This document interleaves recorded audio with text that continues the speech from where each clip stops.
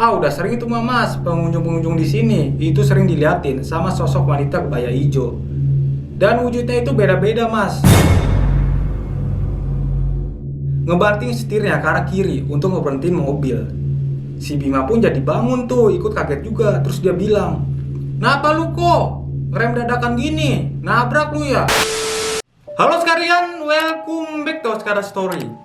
Di Oscar bagian 6 kali ini ada sebuah cerita nih guys. Dari 3 orang pemuda itu mengalami kejadian mistis ataupun kejadian horor ketika mereka berkunjung ke Pantai Anyer. Pantai Anyer ini berada di Provinsi Banten. Tepatnya itu Kecamatan Carita dan Kabupaten Pandeglang. Dan untuk menuju ke sana, biasanya para pengunjung itu menggunakan mobil pribadinya guys. Karena akses jalan tol di sana itu udah sangat mudah dan sangat bagus. Namun setelah keluar dari jalan tolnya, jalan menuju pantainya itu berbeda-beda, tergantung dengan spot pantai yang dipilih ataupun yang dituju. Kadang ada jalan yang bagus, ada juga tuh jalan yang gak bagus. Bahkan ada jalan yang mewajibkan itu melewati tuh pelosok-pelosok hutan untuk nyampe ke spot pantainya guys. Dan hutan-hutan di kawasan Pantai Carita ini itu memiliki luas sekitar 95 hektar. Maka banyak dah tuh makhluk-makhluk hidup di sana, seperti flora dan faunanya. Tapi bukan hanya makhluk hidup nyatanya nih. Ada juga tuh mitos keberadaan makhluk-makhluk goibnya yang banyak dirasakan oleh warga dan pengunjung-pengunjung di sana guys. Makanya banyak pengunjung di sana itu diwajibkan selalu berhati-hati ketika bermain di tepi pantainya guys. Dan mereka itu selalu dianjurkan untuk menjaga sikap ataupun menjaga omongannya dari perkataan kasar yang kurang sopan guys. Dan di Oscar kali ini gue akan membahas sebuah cerita dari 3 orang pengunjung di sana itu mengalami kejadian mistis guys. Karena 3 orang ini menemukan spot pantai rahasia dari Google Map. Dan katanya spot pantai tersebut itu pemandangannya itu di sana lebih bagus dan lebih indah daripada spot-spot lainnya di Pantai Anyer. Ya udah dah tuh, mereka itu langsung mencoba untuk mengunjungi spot pantai rahasia tersebut. Namun dalam perjalanan, mobil mereka ini selalu mengalami kejadian-kejadian mistis dan hal-hal horor tuh guys. Dan bener aja tuh guys, ketika mereka sudah nyampe di pantai rahasia tersebut, mereka itu langsung bertemu dengan sosok wanita berkebaya hijau. Sebelum kita masuk ke ceritanya, seperti biasa kalian like dan subscribe dulu guys di video ini guys. Dan jangan lupa juga dah tuh, kalian klik logo lonceng notifikasinya supaya setiap ada video baru, kalian tidak ketinggalan guys. Kalau kalian sudah like dan subscribe, langsung aja guys, tanpa berlama-lama lagi kita masuk ke ceritanya guys. Bersama gue Darmo Nasgul, simak dan tonton video ini sampai habis.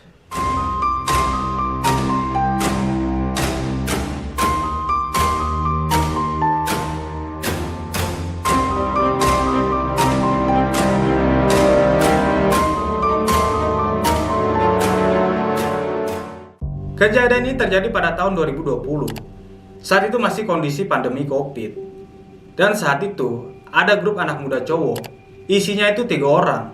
Yang namanya itu ada Bintang, Bima, dan Riko.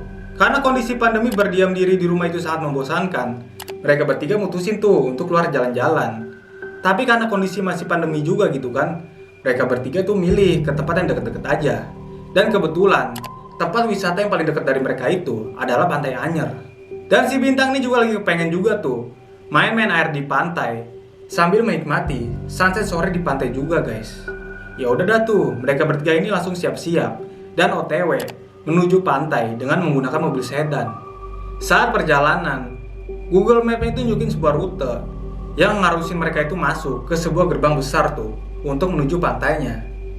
Jadi sebelumnya ini mereka itu searching tuh lokasi-lokasi yang nyaman di Pantai Anyer itu di mana. Dan nemu dah tuh satu tempat yang mereka ini harus masuk ke gerbang besar tadi guys.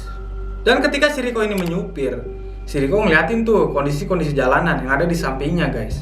Terus dia ngeliatin tuh, ini kok lewatin hutan-hutan gini. Terus si Riko nanya dong ya ke Bintang, ini bener gak sih rutenya? Kok ngelewati semak-semak belukar gini?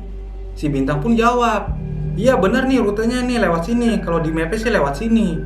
Karena si Bintang ini emang yang pegang mapnya tuh.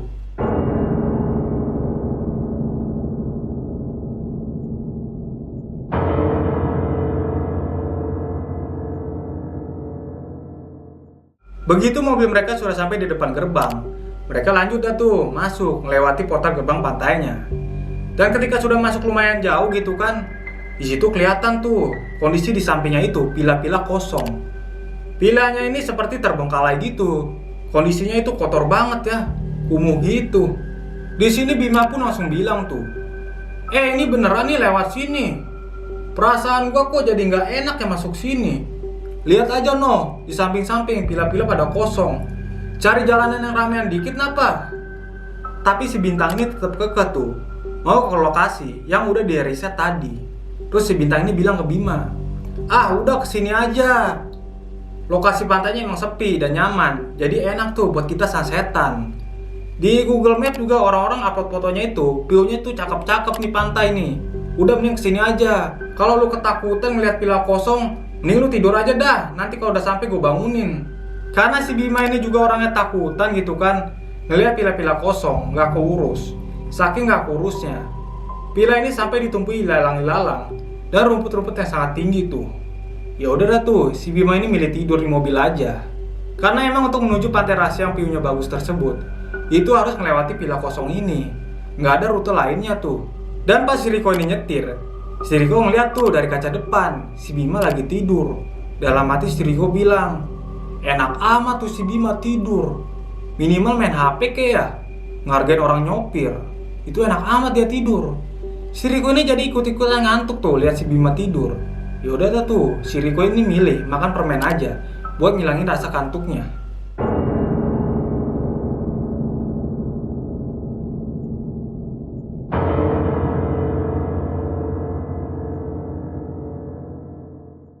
Pas masih dalam perjalanan, si Riko ini ngeliat nenek-nenek dari spionnya tuh. Dia ngeliat itu, nenek-nenek pakai kebaya berwarna hijau. Dan nenek ini lagi nyapuin jalanan pakai sapu lidi. Srek, kosrek, kosrek, nyapuin jalanan tuh. Terus Riko ini berpikiran tuh, nah itu ada orang juga tuh. Tapi kok nenek-nenek pakai kebaya lagi kan? Mungkin dia penjaga pilanya kali ya, lagi ngebersihin dan nyapuin sekitar pilanya. Pas lanjut jalan lagi, si Riko ini kembali tuh nengok ke arah spion. Dan di situ si Riko ngeliat nenek-nenek tadi tuh. Nenek ini lagi jalan pelan-pelan menuju ke depan ke arah pantai juga tuh. Dan si Riko ini berpikiran lagi, lah itu nenek-nenek yang tadi tuh, kok dia udah sampai sini aja gitu kan? Perasaan tadi di awal dia lagi nyapu tuh, tapi sekarang udah sampai sini. Padahal si nenek itu nggak naik apa-apa, cuma jalan kaki pelan-pelan. Cepet amat dia sampai sini juga nih nenek. Ya udah dah tuh, si Riko lanjut nyetir jalan lagi. Dalam kondisi yang ngantuk ayam gitu nyetirnya. Ngantuk nyetir, ngantuk nyetir. Terus dia berpikiran tuh, ini kayaknya mata gue udah berat banget nih ya, ngantuk parah gue. Masa gue ngeliat nenek-nenek lagi di jalan? Padahal tadi di awal tuh nenek-nenek lagi nyapu, tapi kok ngeliat lagi di jalan? Padahal jaraknya juga lumayan jauh tuh. Dan pas lagi si Riko ini nyetir ngantuk banget, si Riko ini dibuat sangat kaget dan shock banget tuh guys. Ketika ngeliat spion, itu dia ngeliat nenek-nenek lagi tuh yang tadi di awal. Tapi sekarang tuh nenek-nenek lagi duduk tuh, nempel, duduknya itu menyamping di kap mobil belakangnya tuh. Karena mobil si Riko ini kan mobil sedan ya, jadi kapnya itu lebar ya, panjang. Itu si nenek-nenek ya, lagi duduk yang menyamping nempel aja di kap mobil. Langsung tuh si Riko ini refleks ngebanting setirnya ke arah kiri untuk ngeberhentiin mobil.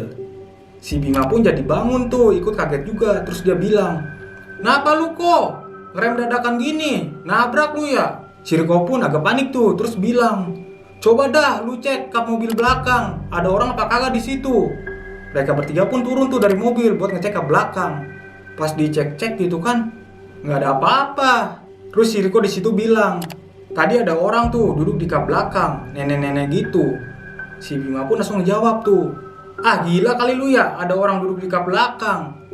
Jangan-jangan efek ngantuk kali lu ya, jadi halu. Sini dah, gantian gue yang nyetir." Si Riko di sini masih penasaran banget tuh. Terus dia jalan gitu kan, ngeliat jalanan di belakang. Dan pas dilihat-lihat di situ juga nggak ada orang ataupun nenek tadi, kalaupun emang dia jatuh. Terus si Riko nanya ke Bintang, "Masih jauh gak pantainya?" Si Bintang ngejawab tuh, "Udah deket sini," sambil ngeliat mapnya. "Ini sekitar 10 menit lagi nyampe." Si Riko langsung bilang tuh ke Bima, "Nanggung dah, gua aja yang lanjutin nyetir. Dikit lagi juga nyampe nih. Ntar lu gantian pas pulangnya aja pas malam ya." Ya udah dah tuh, mereka bertiga masuk lagi ke dalam mobil dan melanjutkan perjalanan lagi.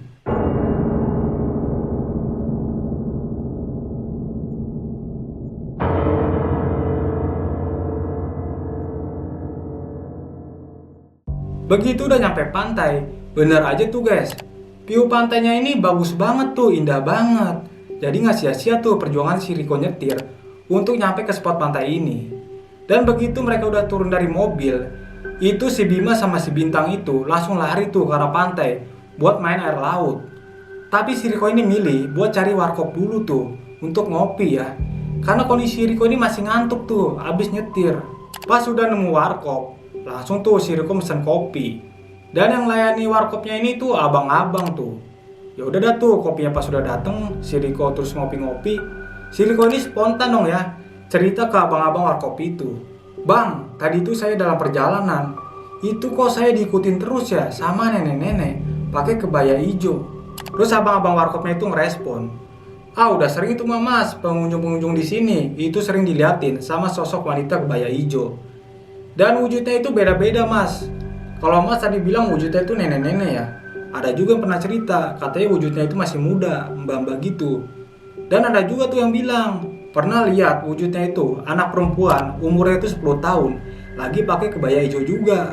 Si abang warkop juga bilang kalau mereka-mereka yang ditampaki sosok itu mereka yang ngebuat ulah ataupun ngebuat onar, seperti teriak-teriak, ngomong gak sopan ataupun ngomong jorok. Terus Riko ngejawab bilang lagi, kagak bang, dari tadi saya gak buat salah seperti yang abang bilang. Abang warkop bilang lagi, buang sampah atau kencing sembarangan gak tadi mas? Terus Riko ngejawab, kagak juga bang, dari tadi saya gak buang sampah di pantai ataupun kencing sembarangan. Malah saya dari awal itu dari rumah belum kencing-kencing nih sampai sekarang. Terus abang warkop bilang lagi, oh gitu mas. Ya udah mas, berikutnya hati-hati aja kalau di sini. Mungkin mas lupa kali tadi ataupun nggak ngeh pas ngobrol sama temen-temennya. Mungkin itu keselip kata-kata jorok ataupun kata-kata nggak sopan.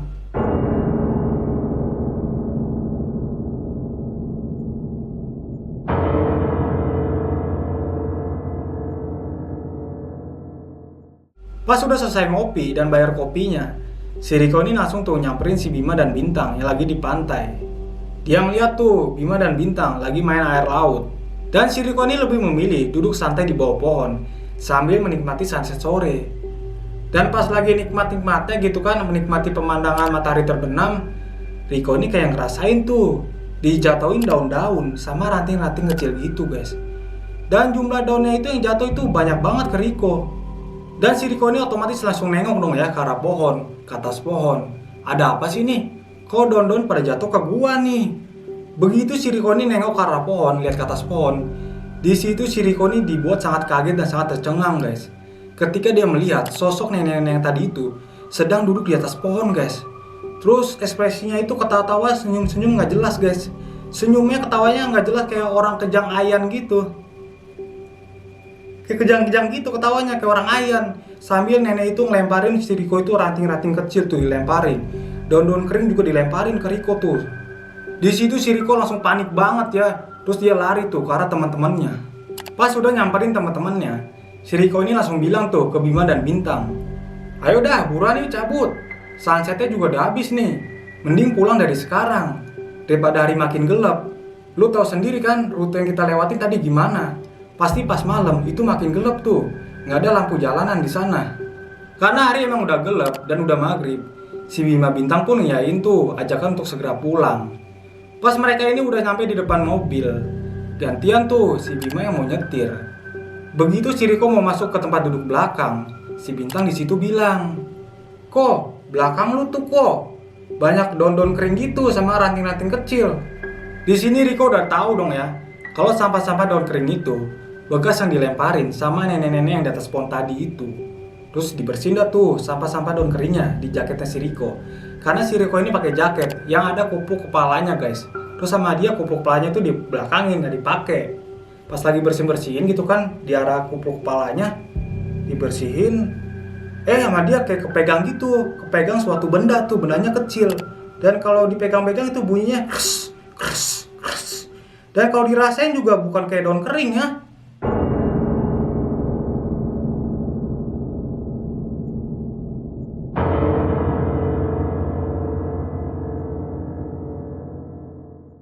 Ya udah dah tuh, si Riko ini ngambil benda kecil misterius yang ada di belakang jaketnya. Terus sama dia dilihat dari depan. Pas dilihat dari depan, ternyata benda kecil ini adalah sebuah plastik permen. Dari situ si Riko langsung keingetan tuh. Pas di awal perjalanan tadi, dia itu kan sempat ngantuk tuh.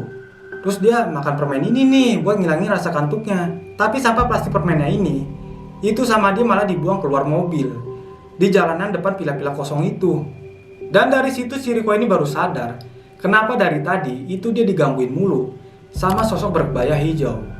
Ternyata si Riko ini udah ngebuang sampah sembarangan di jalanan kawasan pantai tersebut. Baru nyambung dah tuh si Riko sama omongan si abang-abang warkop. Langsung aja dah tuh sampah plastik permennya itu dimasukin ke dalam kantongnya Riko untuk dia buangnya ke tempat sampah pas sudah sampai rumah aja. Sebelum mobilnya nih jalan, si Riko ini bercerita dulu tuh kejadian horor yang dialami di pantai ke Bima dan Bintang. Dan juga si Riko ini tuh nyampein tuh apa yang dibilang sama abang-abang warkop buat ngejaga sikap dan juga omongan yang gak sopan. Di sini Bima dan Bintang langsung paham tuh. Walaupun sedikit agak merinding juga tuh, ketakutan juga ngedengar ceritanya si Riko. Ya udah dah tuh, mereka bertiga ini melakukan doa dulu sebelum melakukan perjalanan pulang ke rumah.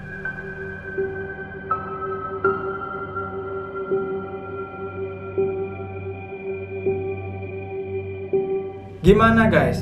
Menurut kalian tentang kejadian horor di pantai yang dialami si Riko ini? Kalau kalian punya pendapat ataupun cerita lainnya, kalian komentar di bawah. Cukup sekian cerita di video kali ini guys. Untuk cerita horor berikutnya, kalian tungguin aja uploadan video selanjutnya guys.